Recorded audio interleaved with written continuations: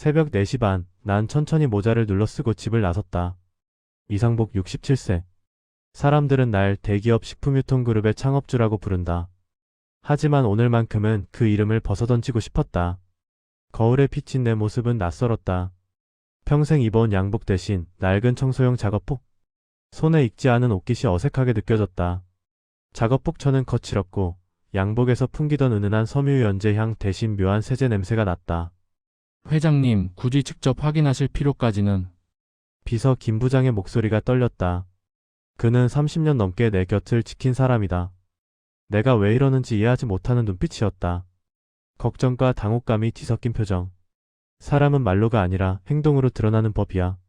나는 짧게 대답하고 차에 올랐다. 운전석에 앉으며 핸들을 잡은 손이 떨렸다. 떨림의 이유를 나는 알고 있었다. 두려움이었다. 내가 보고 싶지 않은 진실을 마주할지도 모른다는. 내가 이렇게까지 나선 이유는 하나였다. 외아들 도연이가 결혼을 약속한 여자 서유정. 그녀의 진짜 모습을 확인하기 위해서였다. 도연이는 내 전부다. 아내를 일찍 여인 후 나는 아들 하나만 보고 살았다. 밤늦게까지 일하면서도 아이 학교 행사는 빠짐없이 갔다. 운동회 때 넘어져 우는 아들을 안아주던 기억, 대학 합격 통지서를 받고 함께 울던 날. 그 모든 순간이 내 인생의 전부였다. 그 아이가 좋아하는 사람이라면 나도 좋아하고 싶었다. 진심으로. 하지만 뭔가 찝찝했다.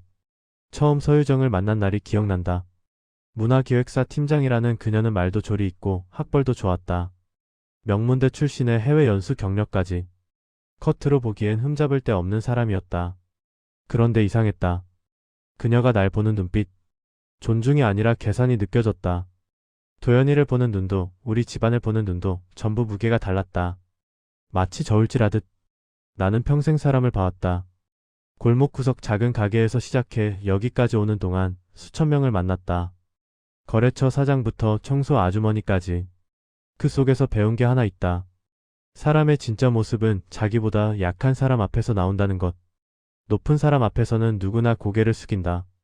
하지만 낮은 사람 앞에서 어떻게 행동하는가? 그게 그 사람의 본성이다. 그래서 나는 결심했다. 도연이가 사는 아파트 단지에서 하루 동안 비화원으로 일해보기로. 아무도 날 알아보지 못할 그곳에서 서유정이 약자를 어떻게 대하는지 직접 볼 것이다. 차가 아파트 단지 앞에 멈췄다. 새벽 공기가 차가웠다. 어둠 속에서 단지 가로등만 외롭게 빛나고 있었다. 난 깊게 숨을 들이쉬고 모자를 더 깊이 눌렀었다. 오늘 하루 난 회장이 아니다. 그저 이름 없는 미화원일 뿐이다. 진실을 보기 위해 난 스스로를 낮췄다. 도연이가 사랑에 빠졌다고 말했을 때 난 기뻤다. 아버지, 소개하고 싶은 사람이 있어요. 아들의 목소리엔 설렘이 가득했다. 35평생 일만 하던 아이가 처음으로 한 여자 이야기를 했다. 그것만으로도 난 행복했다. 서유정, 30대 초반의 문화기획사 팀장. 처음 만난 자리는 강남의 한 레스토랑이었다. 그녀는 정확히 약속 시간 5분 전에 도착했다. 베이지색 재킷에 단정한 헤어스타일. 첫인상은 나쁘지 않았다. 안녕하세요, 회장님. 도연 씨에게 많은 말씀 들었습니다. 그녀의 악수는 적당히 힘이 있었다. 너무 세지도 약하지도 않게. 계산된 악수였다. 대화는 매끄럽게 흘러갔다. 그녀는 명문대 불문과를 졸업했고 프랑스에서 2년간 연수를 받았다고 했다. 현재는 중견 문화기획사에서 팀장으로 일한다고. 이력만 보면 완벽했다. 도연 씨는 정말 성실하고 따뜻한 분이에요. 처음엔 그 점이 좋았고 알아갈수록 더 좋아졌어요. 그녀가 도연이를 보는 눈빛은 부드러웠다. 도연이도 행복해 보였다. 난 그 모습에 안도했다. 아들이 좋은 사람을 만났구나 싶었다. 하지만 그날 저녁 뭔가 걸렸다. 식사를 마치고 나갈 때였다. 웨이터가 실수로 유정의 코트에 물을 약간 쏟았다. 그 순간 그녀의 얼굴이 변했다. 지금 뭐 하는 거예요? 이거 비싼 건데. 목소리는 낮았지만 날카로웠다. 웨이터는 고개를 숙이며 사과했다. 젊은 청년이었다. 아마 20살쯤 되어 보였다. 죄송합니다, 손님. 정말 죄송합니다. 죄송하다고 다해요? 세탁비는 누가 내는데요? 유정의 목소리가 점점 커졌다. 주변 사람들이 쳐다보기 시작했다. 청년의 얼굴이 새빨개졌다. 유정 씨, 괜찮아요. 제가 처리할게요. 도연이가 급히 나섰다. 그제야 유정은 표정을 바꿨다. 아, 미안해요, 도연 씨. 제가 좀 예민했나 봐요. 순식간에 다시 부드러운 미소. 하지만 난 봤다. 그 찰나의 표정을. 약한 사람을 대하는 그녀의 진짜 얼굴을. 집으로 돌아오는 길 난 계속 그 장면을 떠올렸다. 그 후로도 몇 번 더 만났다. 유정은 언제나 완벽했다. 내 앞에서는 예의 바르고 말도 조리 있고 도연이를 배려하는 것처럼 보였다. 하지만 작은 순간들이 계속 신경 쓰였다. 카페에서 직원에게 말하는 톤. 이거 다시 만들어주세요. 제대로 안 됐어요. 명령조였다. 택시 기사에게 하는 말투. 아저씨 좀 빨리 가주세요. 시간 없어요. 반말이었다. 주차장 관리원에게 던지는 시선. 마치 투명인간 보듯. 도연이는 그런 모습을 보지 못했다. 아니, 보고도 넘어갔다. 사랑에 빠진 사람은 보고 싶은 것만 보는 법이니까. 하지만 난 달랐다. 사람을 대하는 눈빛이 너무 계산적이야. 난 혼자 중얼거렸다. 그녀가 날 보는 눈, 도연이를 보는 눈, 우리 집안을 보는 눈. 전부 다른 온도였다. 결혼은 인생의 가장 중요한 선택이다. 특히 내 아들에게는. 난 확신이 필요했다. 서유정이 정말 도연이를 사랑하는지 아니면 다른 무언가를 원하는지. 그래서 결심했다. 아들이 사는 그 아파트 단지로 가기로. 미화한 작업복을 입고 아무도 날 알아보지 못하는 곳에서 그녀의 진짜 모습을 보기로. 진실은 언제나 가장 낮은 곳에서 드러나는 법이니까. 새벽 5시 난 아파트 단지 지하주차장에 섰다. 형광등 불빛 아래 쓰레기 수거함 옆.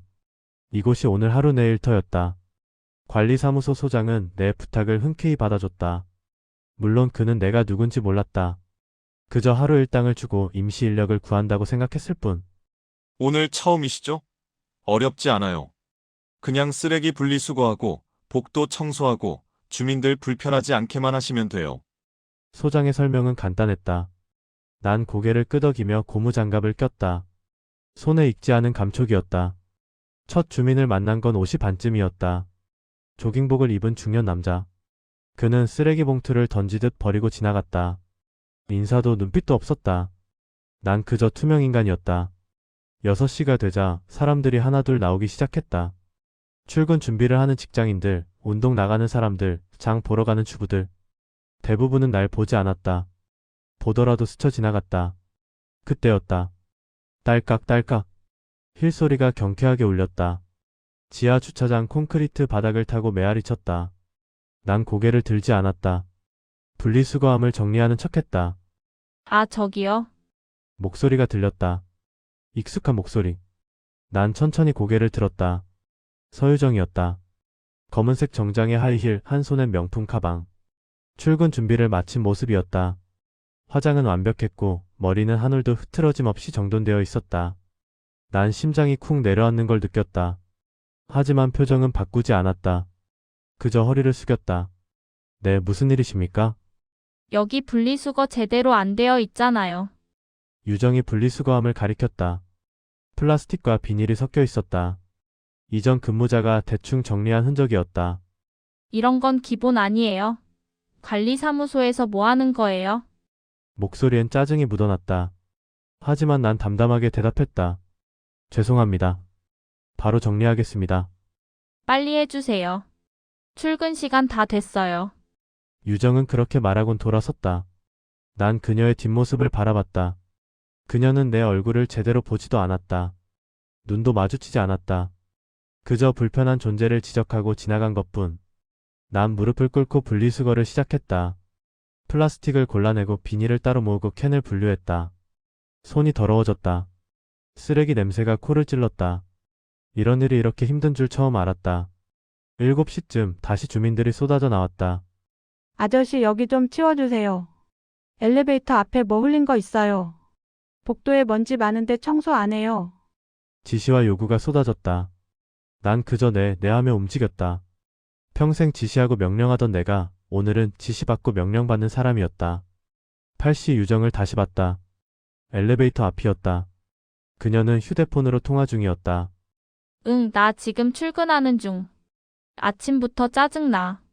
지하의 미화원이 일을 제대로 못해서. 그녀는 내 옆을 지나가며 말했다. 마치 내가 듣지 못한다고 생각하는 것처럼. 아니, 내가 사람이 아니라고 생각하는 것처럼. 엘리베이터 문이 닫혔다. 난 그 자리에 멈춰섰다. 빗자루를 든 채로. 가슴 한쪽이 서늘해졌다. 이게 그녀의 진짜 모습이구나. 도연이 앞에서 보이던 그 부드러운 미소, 배려하는 말투, 다정한 눈빛. 그건 전부 가면이었다. 약한 사람 앞에서 그녀는 달랐다. 무시와 짜증 그리고 무관심. 그게 서유정의 본 모습이었다. 난 다시 빗자루를 들었다. 폭도를 쓸며 생각했다. 하루는 아직 길다. 더 지켜봐야 한다. 확실히 확인해야 한다. 혹시 내가 오해한 건 아닌지. 혹시 그녀가 아침이라 예민했던 건 아닌지. 하지만 가슴 한쪽에선 이미 알고 있었다. 이건 오해가 아니라 진실이라는 것을. 하루 종일이었다. 아침부터 저녁까지 서유정은 날 5번 더 마주쳤다. 그리고 매번 그녀의 태도는 똑같았다. 오전 10시 택배를 받으러 내려온 유정. 아저씨 여기 박스 좀 치워주세요. 왜 이렇게 어질러져 있어요? 택배함 앞은 깨끗했다. 단지 박스 하나가 옆에 놓여 있었을 뿐. 하지만 그녀는 불편한 표정으로 말했다. 네, 바로 치우겠습니다. 난 박스를 들고 분리수거장으로 향했다. 뒤에서 그녀의 목소리가 들렸다.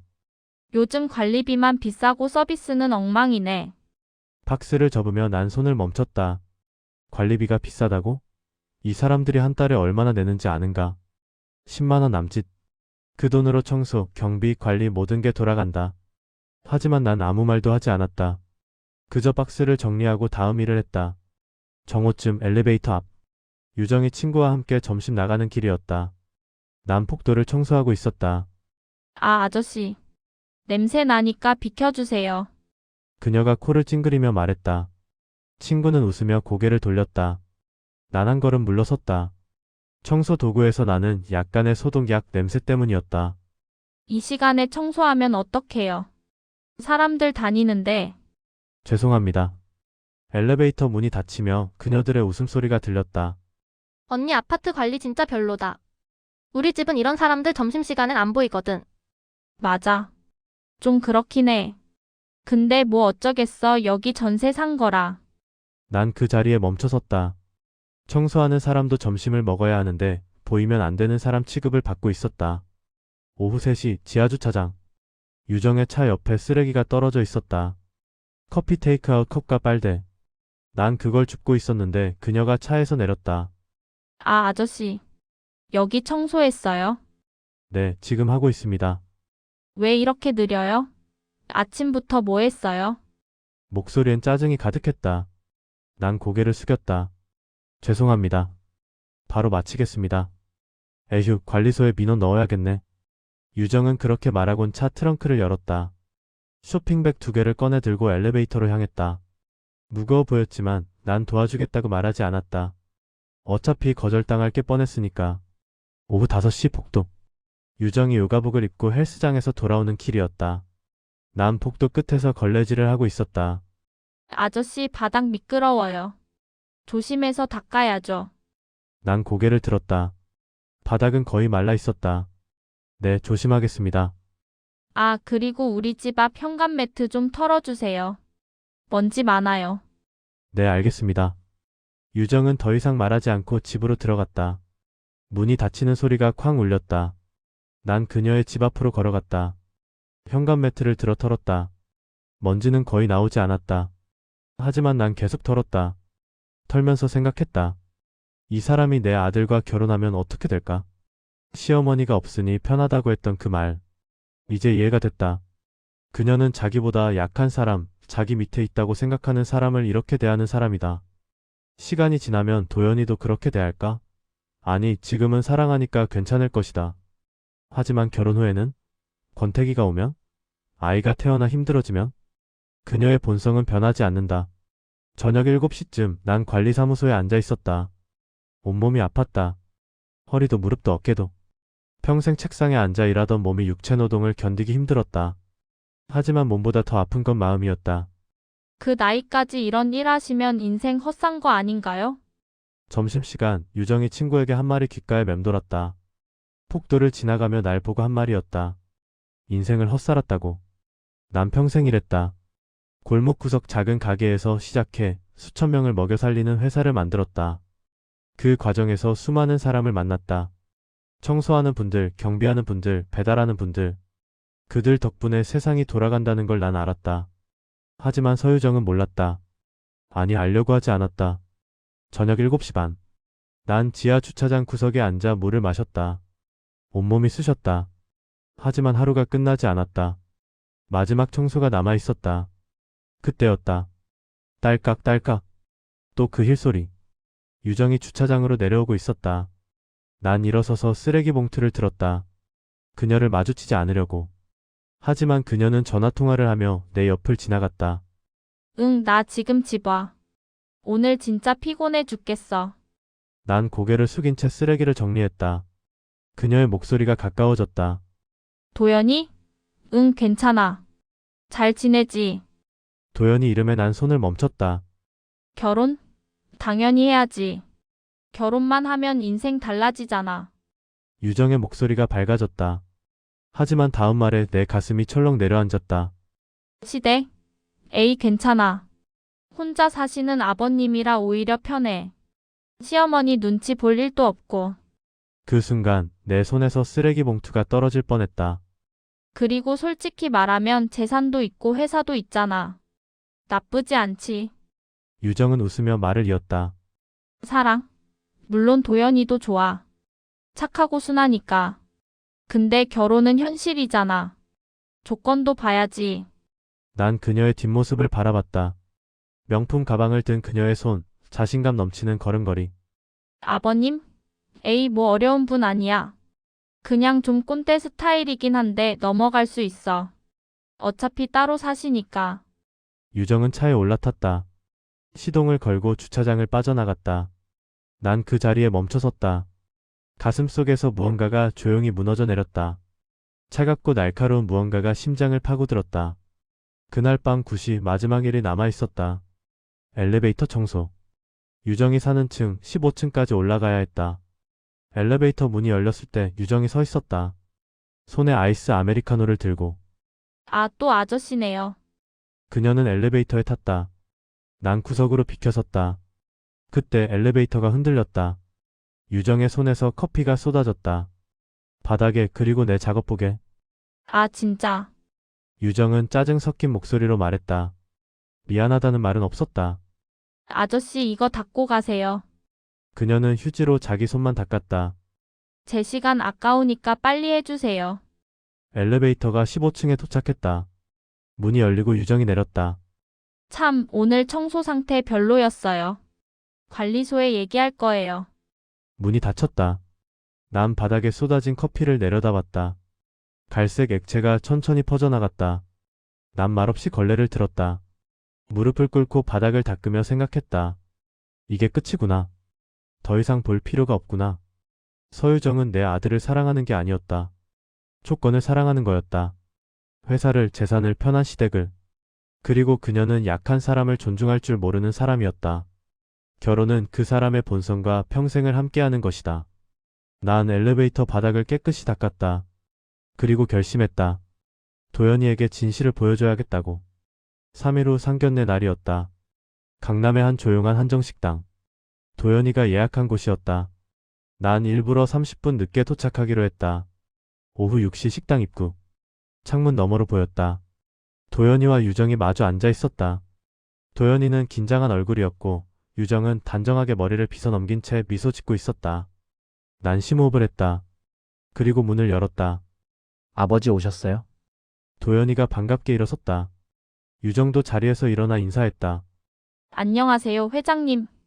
그녀의 미소는 완벽했다. 3일 전 지하 주차장에서 보던 그 사람과는 완전히 달랐다. 늦어서 미안하네. 앉게. 난 자리에 앉으며 유정을 바라봤다.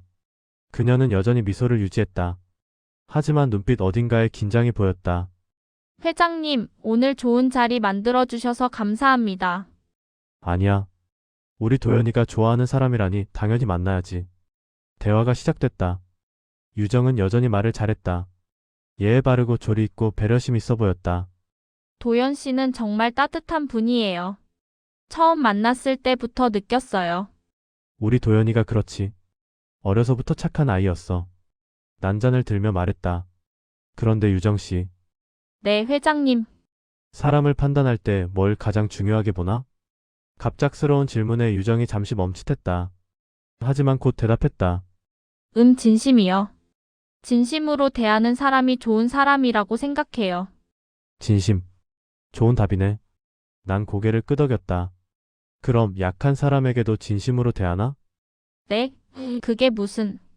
유정의 표정이 미묘하게 변했다. 그때 난 천천히 말했다. 3일 전 지하 주차장에서 누군가 이렇게 말하더군. 관리비만 비싸고 서비스는 엉망이라고. 유정의 얼굴이 굳었다. 그리고 폭도에서는 냄새 나니까 비켜달라고 했고. 아버지 무슨 말씀이세요? 도연이가 당황한 목소리로 물었다. 난 주머니에서 작은 사진 한 장을 꺼냈다. 관리사무소 CCTV 화면을 캡처한 것이었다. 작업복을 입은 내 모습과 그 옆을 지나가는 유정의 모습. 나는 사람을 판단할 때 그가 약자를 어떻게 대하는지를 봅니다. 난 사진을 테이블 위에 놓았다. 3일 동안 유정 씨 아파트에서 미화원으로 일했어요. 아무도 날 알아보지 못했죠. 유정 씨도. 유정의 얼굴이 새하얗게 변했다. 그 3일 동안 난 유정 씨의 진짜 모습을 봤습니다. 약한 사람을 대하는 태도, 낮은 사람을 무시하는 눈빛, 그리고 난 잠시 말을 멈췄다. 결혼하면 인생이 달라진다던 그 전화통화도 들었어요. 시어머니 없어서 편하다던 그 말도. 도연이가 유정을 바라봤다. 유정은 아무 말도 하지 못했다. 회장님, 그건 오해예요. 제가... 오해가 아닙니다. 난 단호하게 말했다. 사람의 본성은 높은 자리가 아니라 가장 낮은 곳에서 드러나는 법이에요.